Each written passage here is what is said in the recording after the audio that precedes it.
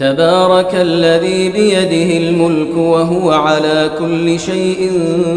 قدير الذي خلق الموت والحياة ليبلوكم أيكم أحسن عملا وهو العزيز الغفور الذي خلق 7 سماوات طباقا ما ترى في خلق الرحمن من تفاوت فارجع البصر هل ترى من فطور ثم ارجع البصر كرتين ينقلب إليك البصر خاسئا وهو حسير ولقد زينا السماء